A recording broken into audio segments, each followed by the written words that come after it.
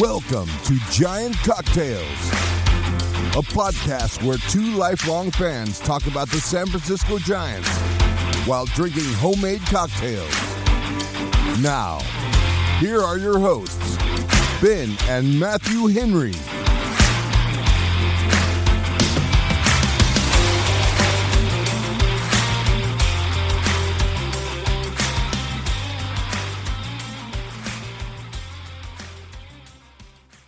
Welcome to another episode of Giant Cocktails. I am your host, Ben Henry, alongside my brother, the Renaissance Matthew Henry. How you doing, Matthew? On the rise, I guess. Better than I was last week. That's right. You were budding last week, and now you're rising. You're born again. You're reborn. It's because it's renewal, because it's birth, because it's spring. Because it's spring. That's right, because it's spring. And I'm not even sure I pronounced the word correctly. Renaissance. It feels right. It feels right. But it could be renascent? I think I'd go with renascent myself, but I don't know. Renascent. Yeah, you're renascent. You're on the rise. You're coming back. Just like the Giants. That's right, just like the Giants, the 2-0 Giants. Woohoo! First place, San Francisco Giants. The undefeated San Francisco Giants. All we needed was Buster Posey to take over. And then for the one good thing that Farhan Zaidi did for us, to show up and you know, usher in the new Posey era. Ironic, isn't it? Gotta love baseball, man. Gotta love baseball, man. Very unforgiving sport. Very unforgiving. But before we get into today's topics, Matthew, I do have a spring training related question for you. Oh, okay. What's your favorite subclass in Dungeons and Dragons? And why is it the Eldritch Knight? I thought you were going to ask me a baseball-related question. Oh, this is baseball-related. Okay. Well, I know nothing about D&D. Right. So I'm just going to go with Oath of Vengeance Paladin is my favorite D&D subclass. Wow. Okay. That's decent. That's decent. I prefer Oath of Conquest when I'm playing a Paladin, but, you know, every subclass can be fun. Yeah. Just something about, like, taking an oath specifically for revenge kind of just makes me like, I just like that. I like the sound of that. It's very un-Paladin. Yeah. A lot of Paladin purists, you know, really don't like some of these subclasses. Don't get them started on the Oathbreaker. I have no idea what you're saying, but I just, as long as, I assume I get like some cool armor and a big sword.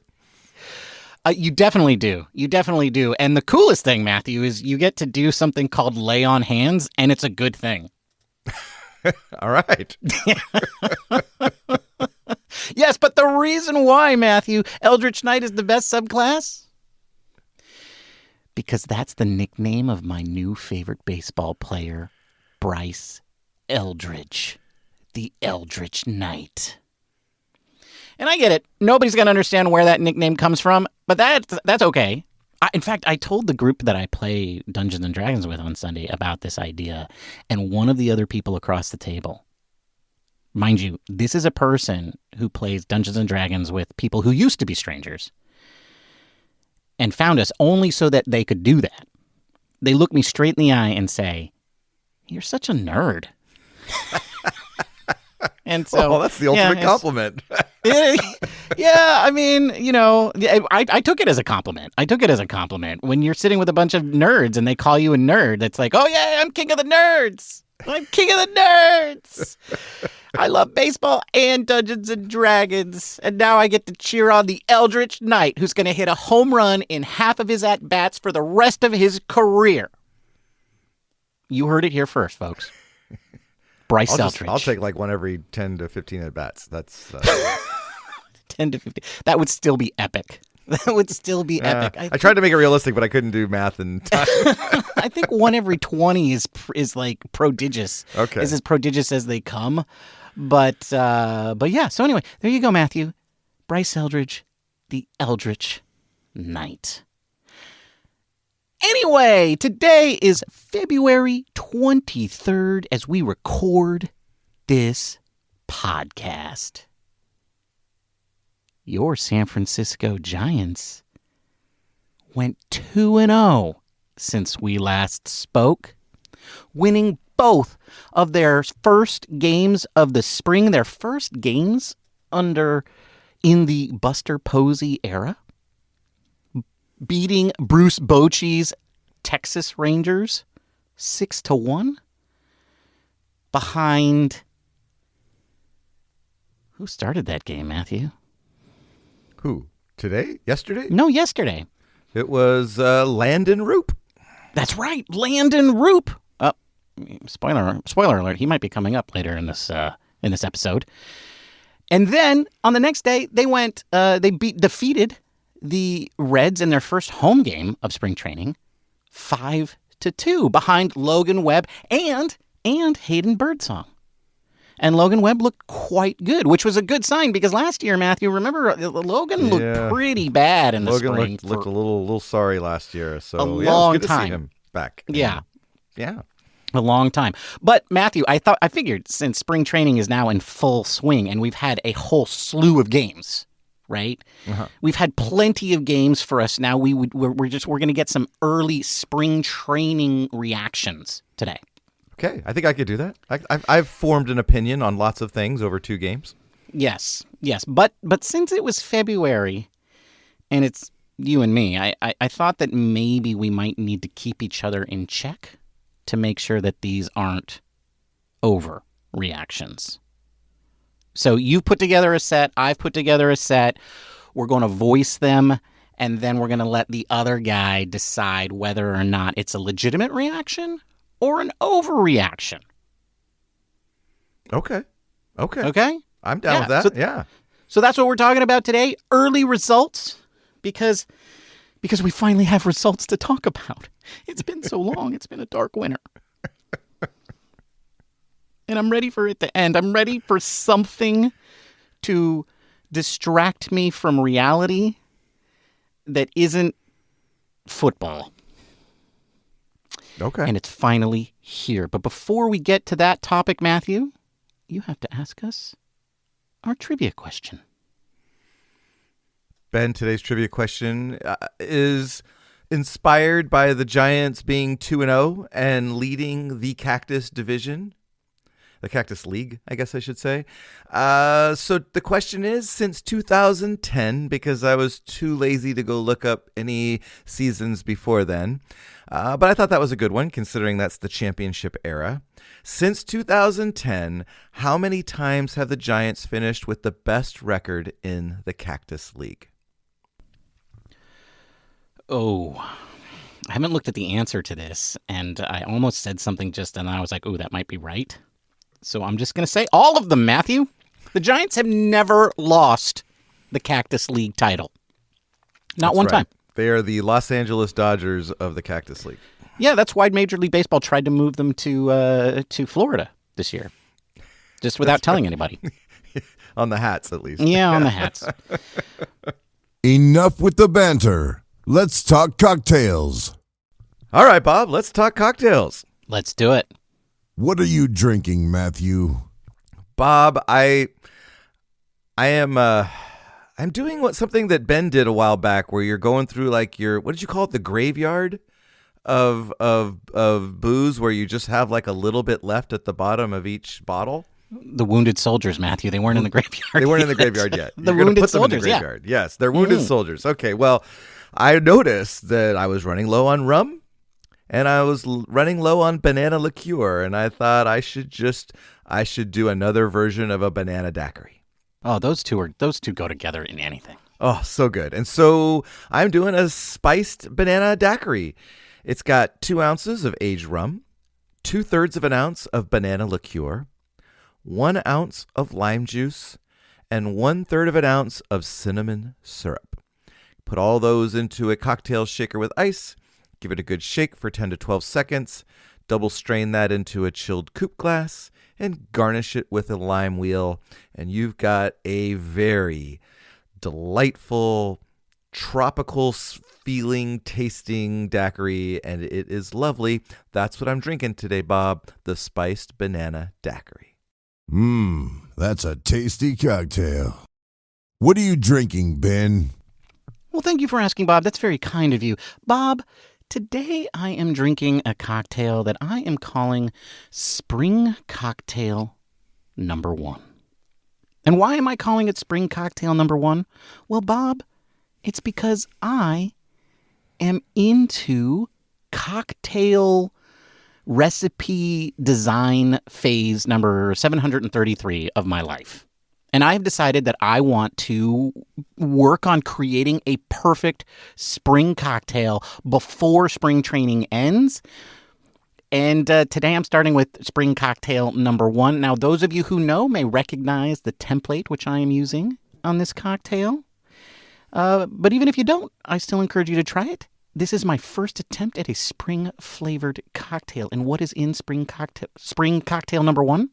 Well, it has 1.5 ounces of Mezcal, 1.5 ounces of Cognac or Brandy, and 1.5 ounces of elderflower liqueur. You combine all three of those ingredients in a shaker with ice. You shake until chilled, and then you double strain that into a stemmed cocktail glass. Now, I'm going to admit, I'm not blown away by this cocktail. It's kind of okay. But it's just the beginning. I'm just getting started.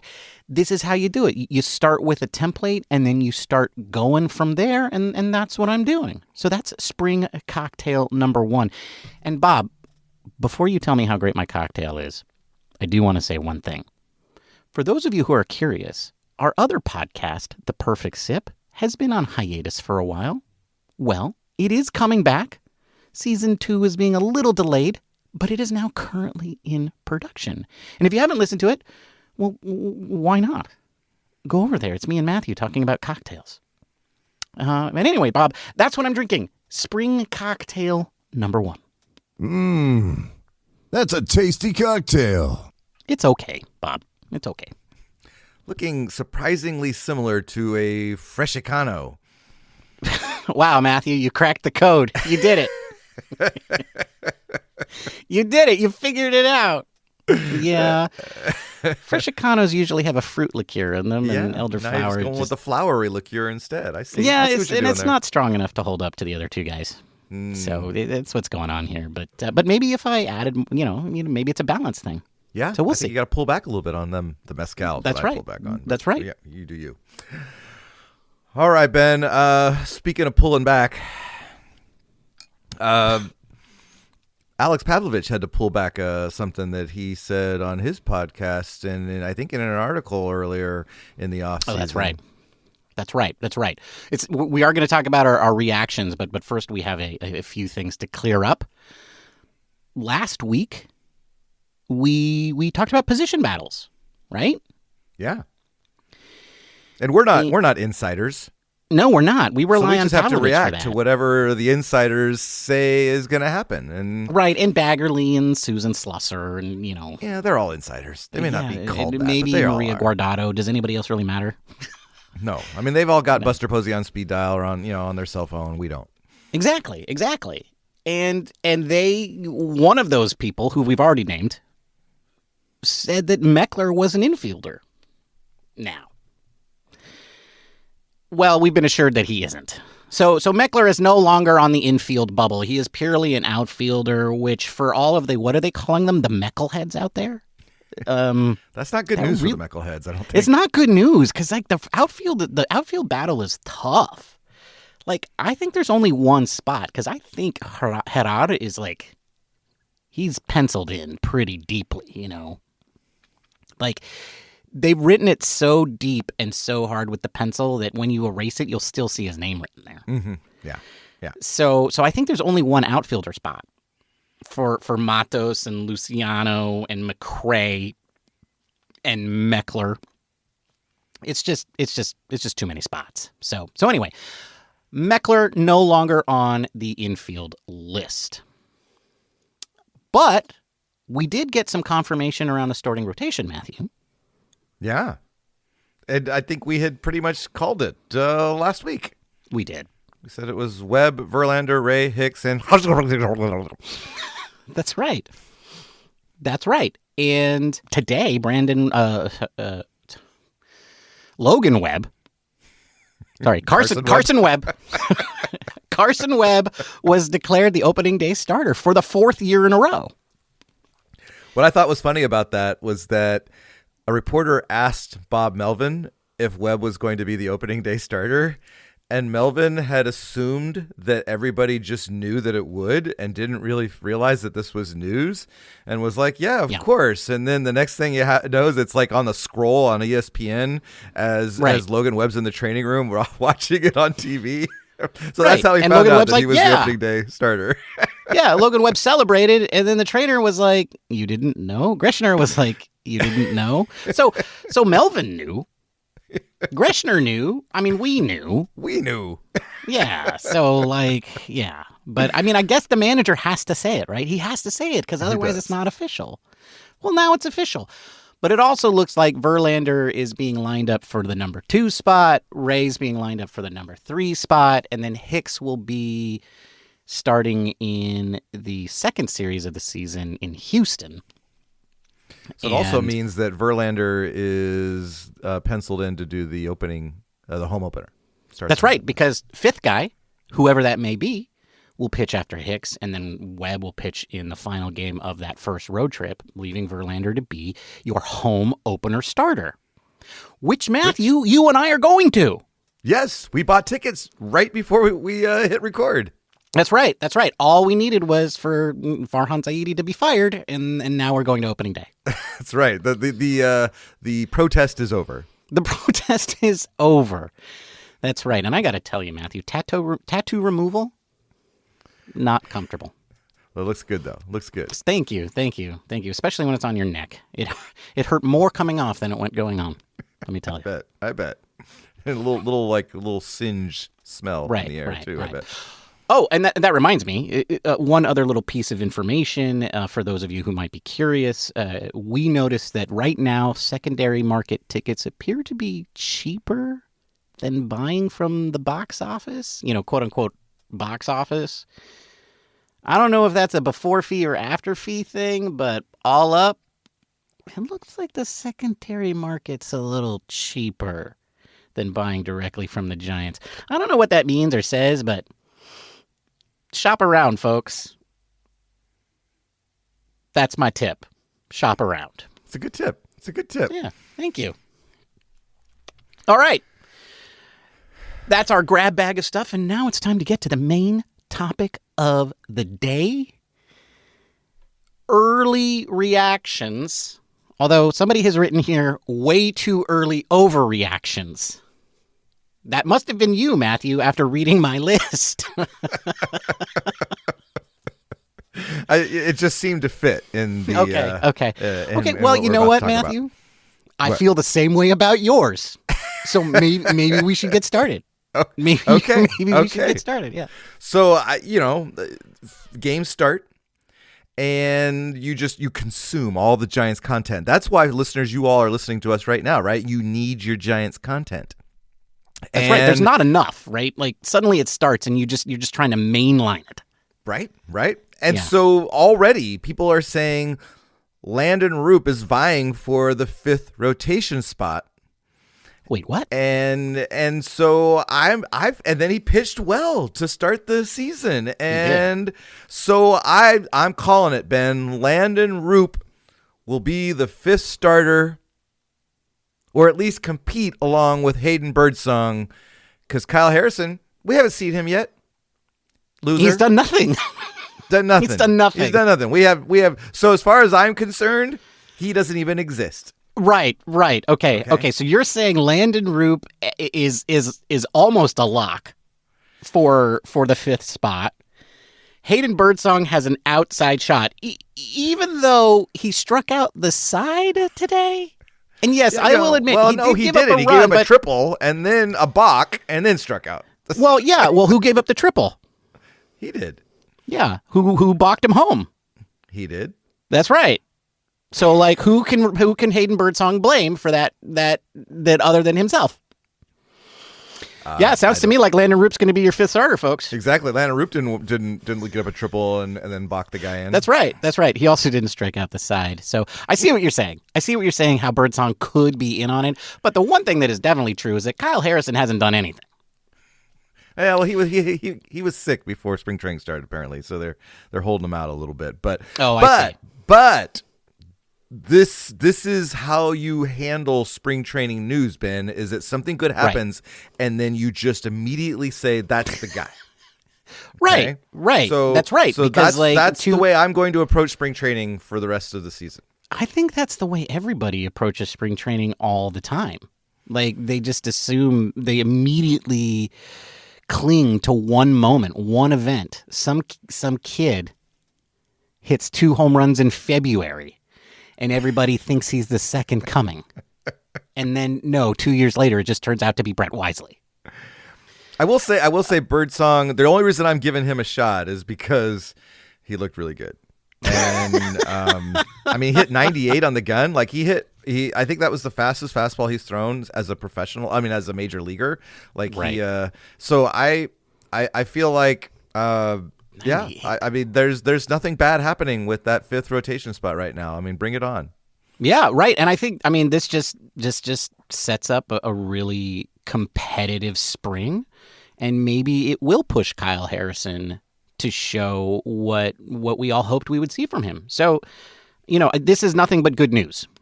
Okay, I got some dark horse good news for you. Oh yeah, what's that? So I know how much you like this guy. Okay.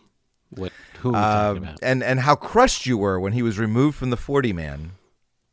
And then signed back to the minor league club. But Kai-Wei Tang No. Kai-Wei Tang 2.0, Ben. No. This is what I'm saying. No. Apparently he's in the outfield last season talking with Spencer Bivens and says, okay. How did you get so How much did you go better from France to the major leagues? Yeah, and so then Spencer Bivens tells him, I did this thing called Tread Athletics in Charlotte, and Tang pulls out his phone and signs up sight unseen. That's how I envision it. They're still out on the outfield grass, and he just pulls out his phone. That's it. So he pulled out his phone right there, is what you're saying. That's what I'm saying. And that's how you envisioned it. Yeah, because I read that article too, and I don't remember that being in there. That's how I envisioned it. That's the way it happened. Okay. He bought the airplane tickets. That's right. Yeah. That's right. And then he lost 15 pounds. How much? He lost 15, and wow. He didn't really look like a professional athlete last year, I got to say. So, he cleaned up his mechanics. And his fastball velocity on Saturday was 2 miles per hour above his average last season.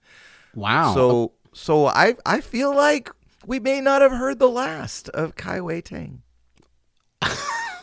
And this commercial is brought to you by Tread Athletics. None of our listeners are ever going to sign up for Tread Athletics. That's probably true. But they might send their kid there. Scott might be thinking about it, but that's right, it. Like, right. Some of them might send their grandkid there. All right. Well, that's the craziest overreaction I've heard so far, Matthew. That's crazier than Landon Roop having locked down on the 5th spot. Hey, 2 miles per hour is 2 miles per hour. Okay, that's right. Well, okay. Well, it's my turn to have a normal reaction to events from this weekend. Okay, let's hear it. Bryce, the Eldritch Knight, is going to make the opening day roster after running roughshod through the Cactus League, hitting 15 home runs on his way to MVP/Rookie of the Year and leading the Giants to an NL West title. Boom. You heard it here first. All I needed was 2 at-bats to prove it. Well, all he needed was 2 at-bats to prove it. I didn't do anything. Although I was vacuuming when I was listening to the game, because I was listening to it, and I got to say, John Miller called that home run like he was in midseason form, and I yelled out, bleep yeah. All right. Yeah. Yeah. And later my daughter asked me, was that a good yell or a bad yell? And I was like, well, I guess it was a good yell. But now that you're talking to me about it, I feel kind of embarrassed. Because it was spring training. And a 20-year-old kid hit a home run. But I've been waiting for something like this for a long time. I needed that. I needed that home run. I really did. I think we all did, Ben. We all needed it. Yeah, it felt good, right, listeners? It felt good, right? It felt good when you saw that Eldridge hit that home run. I hope you were listening like I was, because it was cathartic. It was cathartic. And I don't care what Matthew's about to say about how of much of an overreaction this might be. I don't feel like an overreaction. Okay, well, first I'm going to put on my fanboy hat, and I'm going to say I was not while listening to it because I'm on a nonprofit board, and we happened to have a board retreat on Saturday, so I was watching the game day on my laptop as I was paying attention to my board retreat, and I happened to see that Eldridge was up, and the first two pitches were strikes, and then the third one was the home run on an 0-2 pitch. But if you were looking at the little grid that Game Day has on the MLB app, I don't think the pitcher could have put it more down the middle than that pitch was. It was right in that middle square on the 9-square grid. It was right downtown. And we know that our boy Bryce can hit a fastball. And this was on a tee, man. And so I'm just saying, don't get too excited about Bryce Eldridge hitting a home run in his first at bat, because that pitch couldn't have been more fat. Well, first of all, it wasn't his first pitch. It was his second pitch. I mean, his second at bat. Sorry. Oh, okay. But I mean, up until that moment, man, up until that swing, he had looked a little overmatched, quite frankly. Yeah. And I think he even said that he was approaching it too quickly. But the point is, it was a fat pitch and he nailed it. And it's not like he just put a good swing on it. He hit it 450 feet, Matthew. There's that. And I want to read you a quote from Andrew Baggerly, who cited Alex Pavlovich. The Giants had just one home run last season that traveled 450 plus feet and left the bat at 110 miles per hour or greater. And that was hit by Jorge Soler. And we all know like how long it took Soler to do anything last year, right? Way too long. Not his second at bat, is that what you're saying? No. The Eldritch Knight did it in 2 at bats. And I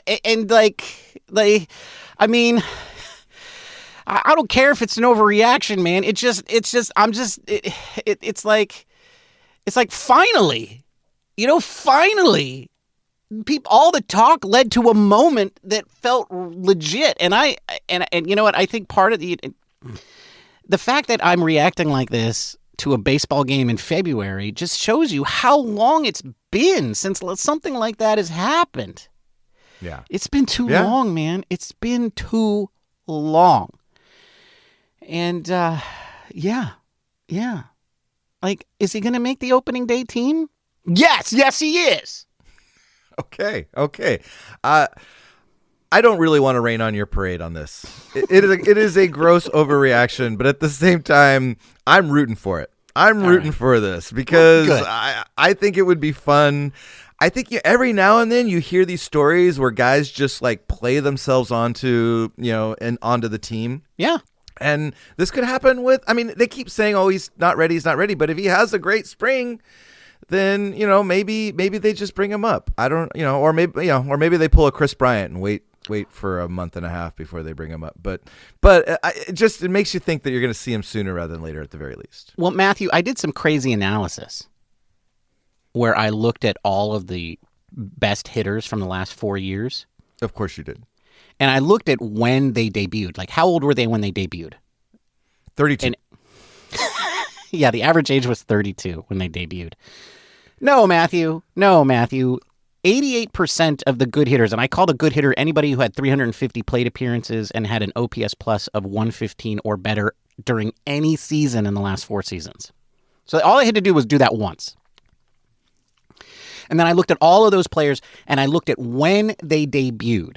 And I removed a few players that were from the Japanese leagues or from Cuba. Everybody else was a player that went through the minor league system. And I looked at the average age that they were when they debuted. Now, 88% of those people debuted before they were 25 years old. That means they were 24 years old or younger when they debuted. But 2/3 of them did it when they were 23 years old or younger. But 10% of them, Matthew, did it when they were 19 or 20. So this is not unheard of. This is not unheard of. No, this happens like practically every year a kid this age makes it. And he makes it because he's good. So it's not outside of the realm of possibility. It's improbable, but it's definitely not impossible. But yeah, it's an overreaction. Okay. I admit it. Okay. I admit it. All right. Well, I've got another one for you. All right. Go for it. Okay. Ben, robots will ruin Patrick Bailey. And I guess that's okay? Wait, what? Wait, what? We got robots in spring training, Ben. And okay. You're talking about the automated balls and strikes. Robots, exactly. Robots. That's right. RoboUmp is here finally. Finally? Or unfortunately? Unfortunately, what are you talking about, Matthew? I'm pretty sure that I listened to you rant for half an hour 3 years ago about how we needed RoboUmps. You're not supposed to bring that up. I'm trying to overreact. I can dig that episode up. You went deep and long. That was before we had a catcher whose like major strength was like framing pitches. Fooling umpires? Yes. Like that's his major strength is fooling umpires? Yes. He's the best at it. He is the best at fooling umpires. Umpires should be like, really does not like that guy. He's like, this guy's out here to ruin me. Yeah, exactly. I mean, maybe Patrick Bailey is going to single-handedly usher in the robot umps. Right, because all the umpires will be like, yeah, I definitely want that when Patrick Bailey is behind the plate. Yeah. He's not going to get me anymore. Well, okay, so what you're saying is, okay, so what's happened? What's happened here? Automated balls and strikes are being tested in spring training, and I think not all the games, just some. Yeah, like half of the parks, they're there. But they're at the Giants. I don't know if they are at the Giants' home stadium, but they were at the Giants only have like 11 games in the spring that have this. Okay, but one of them was the first game. Yeah. And so there were some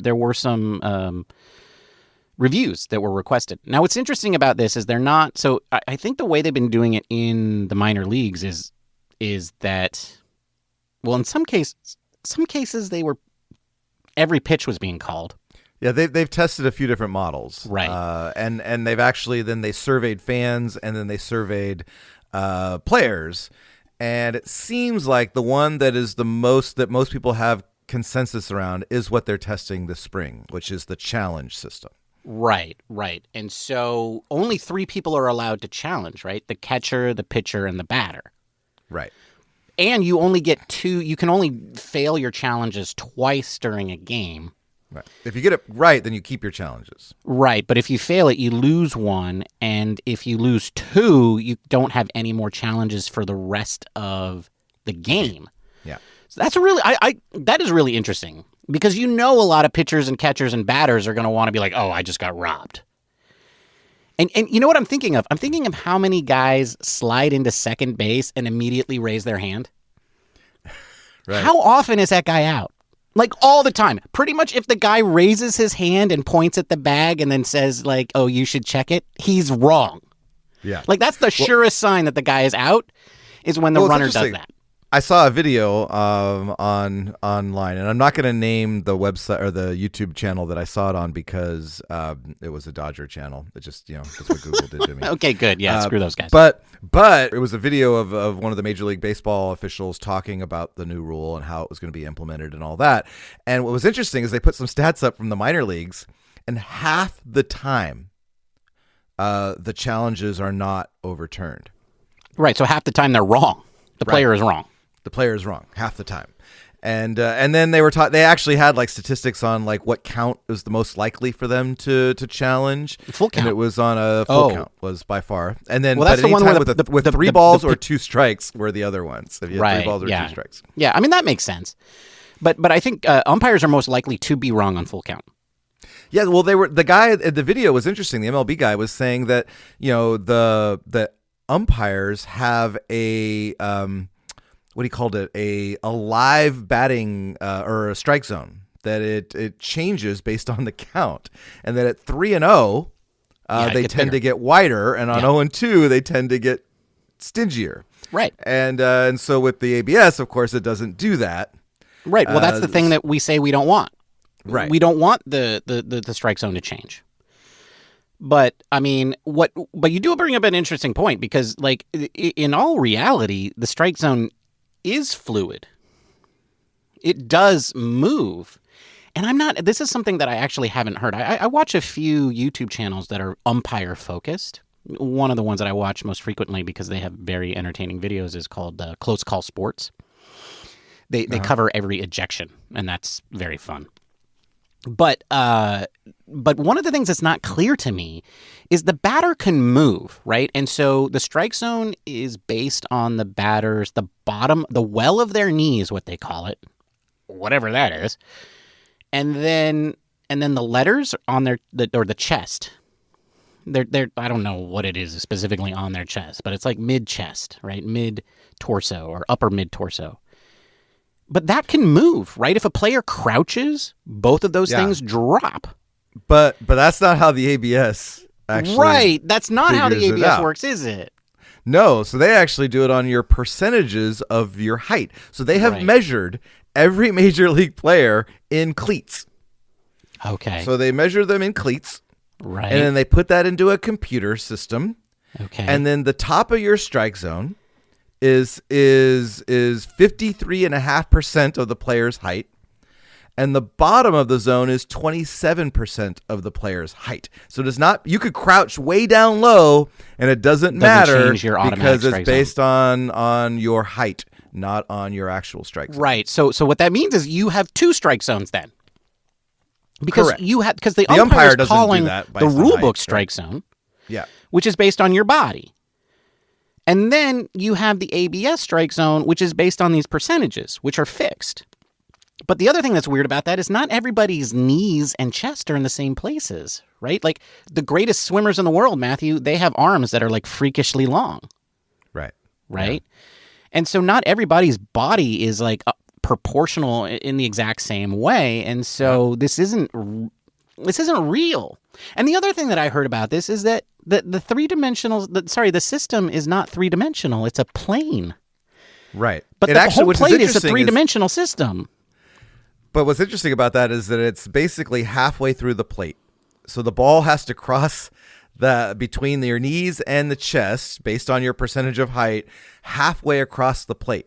So if it does it at the beginning of the plate, it's not a strike. But if it does it at the 17 inches, or or whatever, 8.5 inches, I guess it is, because the plate is 17 inches long, that's where it as the strike is called. So okay. Yeah, so this is weird. But I don't think umpires differentiate that, but the ABS system does. Right. Well, this is weird. So then technically a pitch that could legally be a strike because it hits any of that 3-dimensional shape will be called a ball by the computer, but because a player challenged it, it is a ball, even though legally it should have been a strike. So what we're saying is that it will have sanctioned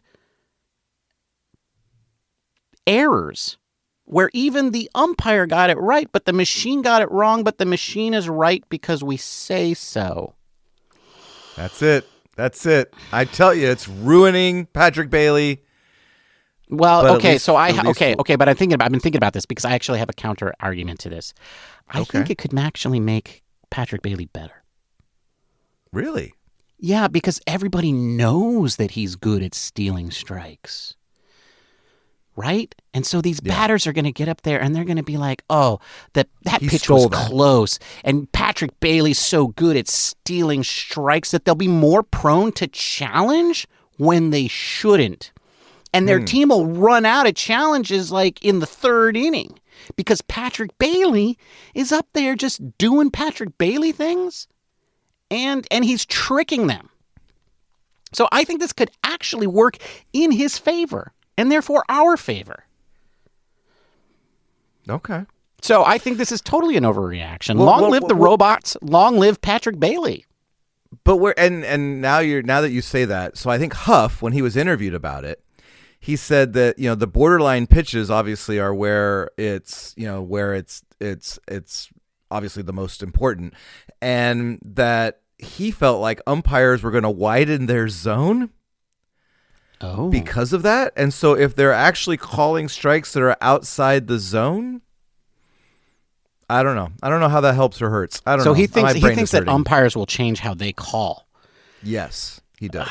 I mean, I guess they could. Well, so to be clear, minor league umpires are working with this system all of the time. So one would hope that any new umpires come up. And first of all, newer umpires over the past few years have been really good at this. One of the best was a guy who bet on baseball. So that wasn't cool. But others who are coming up are really good balls and strikes callers. And I think those guys will be okay.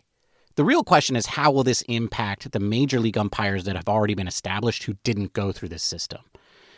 So that is an interesting question. Will they change how they call? I really don't think that they should. Now, it might be this system that chased Angel Hernandez out of the league, and then, I'm all for it. Yes. If that is in that regard, screw Patrick Bailey. Yeah, exactly. And if that's the sole benefit of this system, then it has already served a great purpose. But there are a few other guys that are pretty bad. There are actually guys that are worse than him. Yeah. He's the one that was the most noteworthy, but I think there's 3 or 4 umpires that are actually worse than Angel Hernandez was on a game-to-game basis.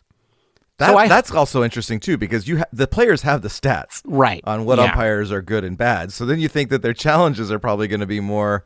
They're going to challenge more on those umpires than they would on a good umpire. Right, exactly. So I think those umpires will probably just be chased from the league. They'll retire, and good riddance. But I think the rest of them should try. I mean, I know it's nobody wants to be called. Nobody wants to get overturned. But I think they just have to say, you know what, that's part of the sport. I'm still doing my job, right? I don't want to get overturned. I should look at every time I was overturned. But really, they shouldn't look at when they get overturned. They should look at the report that Major League Baseball gives them every day that they already get. Now, I have heard that some of these umpires don't even look at it, which... I think I remember them saying that a ball an inch off the plate is still considered a correct call. If they call a strike, their and system it's is way too forgiving. But this ABS system is not forgiving. No, it's not. Yeah, it can't be.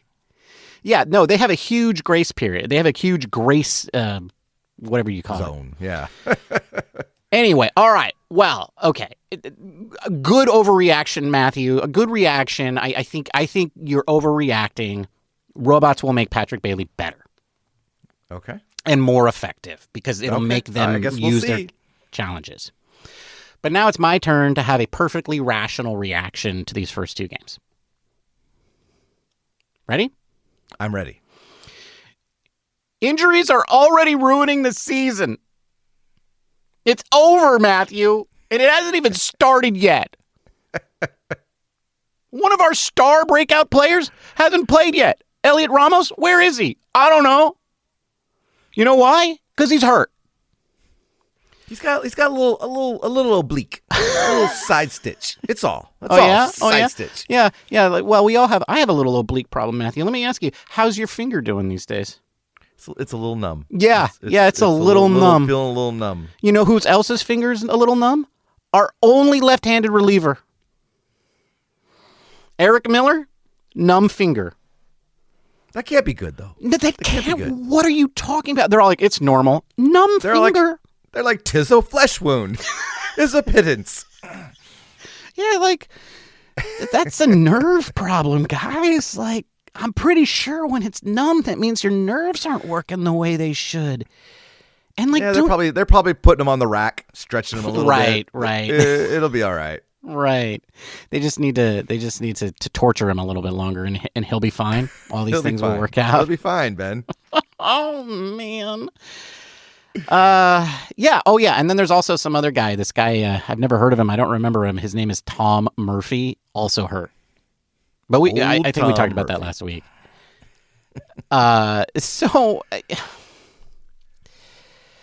Yeah. Total overreaction, Ben. No team goes through a whole off season or spring training without injuries. Okay, you got a little niggle. It's a little niggle here and there. That's all. That's all. Okay. You're telling me that Ramos and Miller are going to be fine? I mean, Tom Murphy's screwed, right?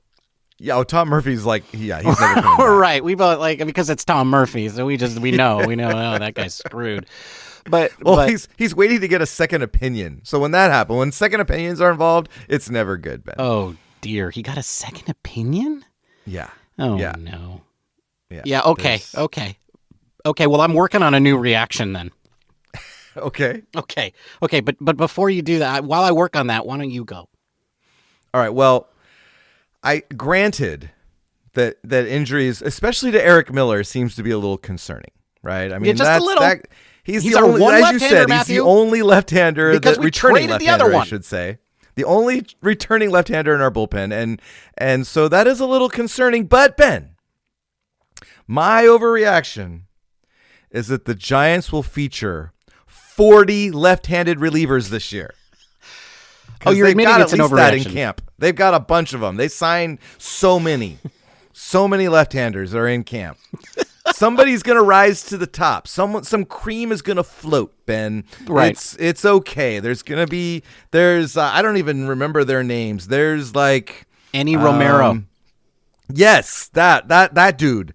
There's Annie Romero, and then there's Antonio Jimenez. Right. Okay. And one is not like the other, except they're both left-handed and they're both from the Dominican Republic. Okay. So let me ask you so your reaction here is the Giants will feature 40 left-handed relievers this year. Are you talking about the regular season? I'm just saying at one point, all 40 people on the 40-man roster will be left-handed. That's just Buster's just going to like go out of his mind. This is going to be 40 left-handed relievers on the 40-man. They're going to like see him in his office. He's going to have his phone in his hand and he's just going to be mumbling, left-hander, need left-handers. Right. He's just going to be like scouring. He's going to be out in the bleachers just being like, hey, can you sign this ball? And anybody who signs a ball with a left hand, he's like, we need you. I might just start signing with my left hand for that reason. You know what, Matthew? I don't think this is an overreaction at all. I think this is 100% legit. Like, I don't think it's much... I think it's really interesting that the first person who came in after Landon Roop, I think, was a lefty. Yes. Right? Was it Romero? I think it might have been Romero. Yeah. Yeah. It's pretty clear that the Giants are like, this is an open casting call. And it's like anybody who writes with their left hand or thinks maybe they can is eligible for one or two positions now in the bullpen. It could be. I do want to. I did a little research into Antonio Jimenez because I didn't know who this guy was. Right. It turns out that they signed him. The Rays cut him, and the Giants picked him up. He's only 23 years old, and he's like a starter. He's got like 4 pitches. Has actually had a pretty decent minor league career. And so, and in fact, one of the Giants officials was saying, one of the articles I read was like, they weren't really sure why he got cut by the Rays. And so I feel like he could be a guy that we see, especially if Eric Miller continues to have a numb finger. Well, okay, so here's the thing about the Rays. They got to cut guys because they keep bringing in new guys. Yeah, that's probably it. Like, and anybody who gets cut from the Rays is probably pretty good, right? We got Oslevis Basabe, right? He was cut. He was DFA'd. And so he's probably pretty decent. Why? Because they're excellent at finding talent. This is a team that is always contending for the playoffs, right? Regularly beats all of those other like highly monetized teams in their division and does it all through player development. So picking up their scraps is probably not a bad idea. So that doesn't surprise me at all. And Ben, he's only 23. Excellent. I will say that with the Miller injury, it's really starting to look a little bit maybe of a too cute of a move, Buster, on the old Taylor Rogers trade, where you saved $6 million by trading for a Pepsi machine and the guy who repairs it. And you gave up $6 million to do that. I'm just saying, like Buster, everybody's saying that you're inexperienced and you don't know what you're doing, and then you did something like this. This might be a check mark on that. Saved $6 million. Okay, his fellow owners are giving him pats on the back. Yeah, that's true. He is an owner, so maybe he's like, yeah, but you know what? Either way, I still saved myself $6 million. Et tu, Buster. Et tu. All right, you got one more overreaction for me? I do have an overreaction for you, Matthew. And it is this. I don't think this is an overreaction. I think this is just a reaction. I think this is totally legit. Well, you did the other ones too, so tell me, what is it? I don't know what his first name is, but this catcher kid named Huff, he's the backup catcher. Carson Huff. That's right. Sorry, you're right. Carson Huff. Carson Huff, backup catcher. He is going to be the guy that takes the job that allegedly this guy I've never heard of, Tom Murphy, was going to have. And how do I know this? Because Carson Huff has done way more than Tom Murphy ever did as a San Francisco Giant. And he did it in one game. He hit a home run, and he had the first overturned call in the Giants' favor on the ABS. Okay. Put it in the bag. Sam Carson Huff. That's right. Sam Carson Huff is going to be the backup catcher on opening day. That's plausible. I can't even argue with you on that. I know. I don't. We listed it as an overreaction, but I don't think so. Yeah, just in case you didn't notice, listeners, these were all supposed to be overreactions. But now that I'm thinking about it, this is not an overreaction. This is just real. This is real. I mean, the only question is one of these other guys like Stassi, right, gonna win the job? Because this, it just feels like Tom Murphy's looking for a second opinion. This. Yeah. I just. The last 2 years, we've spent entirely too much time talking about backup catchers. So let's just anoint Sam Huff and move on. Yeah, it is crazy to me how long the Joey Bart question name is going to be thrown around. Because, that is who our backup catcher should have been last year. And that's who it should be this year. And in the same way, it's in the same way that the Eldritch Knight is Farhan Zaidi's one good contribution to the San Francisco Giants. The Joey Bart albatross is never going to get off his neck. And that and how he ruined Marco Luciano. We could probably come up with a few more too, but okay. Yeah, okay, you're right. I could come. I got the guys. I got Fire Farhan tattooed to my neck, so I have a few more than that. But it just, it's interesting how these things are still here. I guess he hasn't been gone that long. But anyway, yeah. So I guess that's not an overreaction. I mean, we haven't seen Stassi yet. He's a defensive catcher. It just feels if Huff, that's Huff's deal, right? He hits for power. He's a power bat. And what do you want behind Bailey? Do you want another guy just like Bailey? Or who's like Bailey but can't hit as well, and he's 34 years old? I wouldn't mind a guy that's got a little pop, and he can also No, pinch that's right. hit. Like, You know, if he he's could going to pinch be hit out in there, if certain Bailey's not situations, so- catching today, I'd like to have a guy who can at least jack one out of the park. Sure. Absolutely. So, All right. not an overreaction. Not an at all. overreaction. No, not an overreaction. Okay. Well, Ben, we're getting to the end here.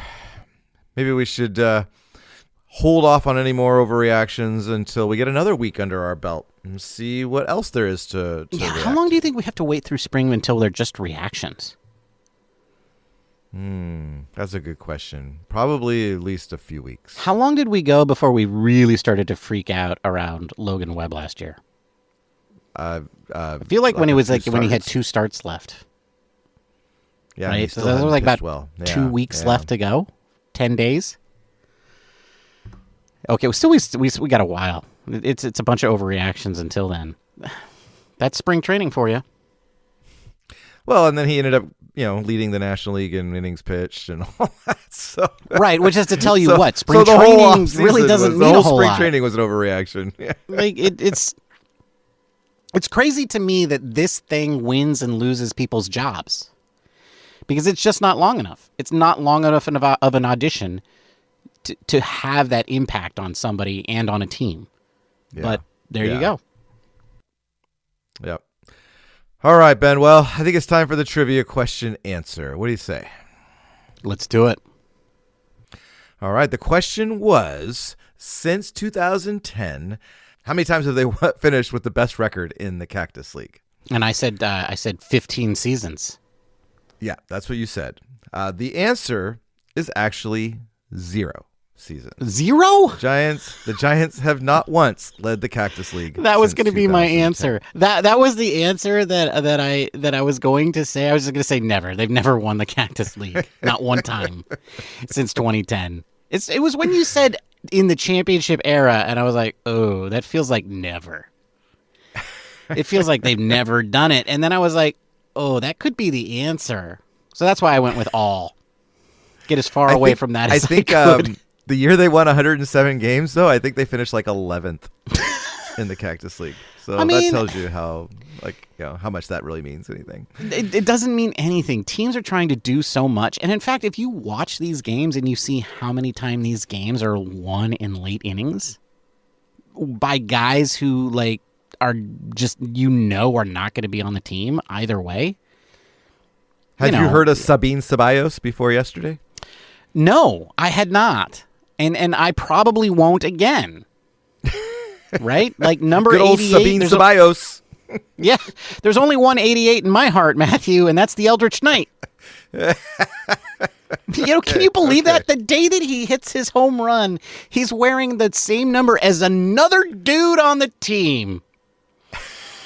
Can we get him a new number? Yes. The Eldritch Knight was wearing 88, and somebody else was also wearing 88. And it was super important that they get that straight. You know why?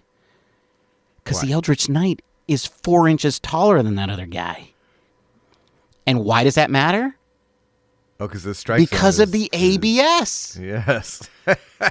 Right? You have to be super clear that this 88 is different than that 88. Can we please get the Eldritch Knight a different number, whatever the lowest number is available? And I don't care if you have to take it off of some guy who hasn't had a good season since 2017 and give it to the kid, then you do it. And yes, Right. I am what's talking Jake about... Lamb wearing? Exactly. That's exactly right. Jake Lamb hasn't had a good year since 2017, and yet here he is, taking at bats away from my boy. Anyway, we should probably end the show, Matthew. I think we should. Folks, I'm going to end the show before Ben goes on another rant. Don't forget to follow us on the socials at Giant Cocktails on the platform formerly known as Twitter for now. Blue Sky, Threads, and Instagram. And don't forget to rate us. If you've enjoyed our podcast, it would be great if you give us a 5-star review. It's always fun if you even leave a little comment. It's kind of fun to look at those. So like Roger did. That.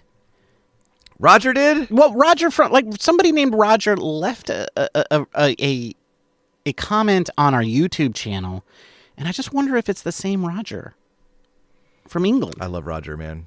Roger. So Roger, if that was you, thank you for that comment, sir. If it was a different Roger, thank you for that comment, sir. But either way, all right, leave us comments. It's great. We love you. We'll say your name on the show eventually. Yeah, once Ben remembers to listen. That's right. Notice how it's like my job. Like Matthew just doesn't bother to check. I don't even know how to do it on those. All right. All right. Okay, never mind. All right, folks. Well, thanks for listening. We'll be back next week, and we'll, try and think of some other fun things to talk about. Until then, Ben, it's been great talking to you. Cheers, my friend. Cheers, Matthew. Bye, everybody. Goodbye. Thank you for listening to the Giant Cocktails Podcast. Until next time, bottoms up.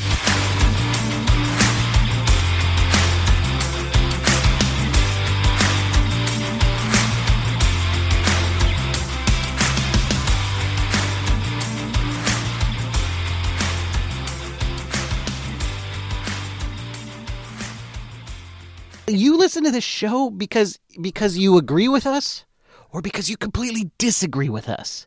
Like, it makes you feel good when you're like, look at these idiots. But it also makes you feel good when you're like, see, they agree with me. Right? Like, I'm not the only one who thinks this. Right? Like, it's just... And it helps when you're drunk. Well, that's a different thing. I made a double and I haven't even finished it. You gotta gulp it now. I'm pretty drunk. All that's a heavy pour, man. An ounce and a half of each, man. It's a heavy pour. I should have put that. I should have mentioned that. This is a heavy pour.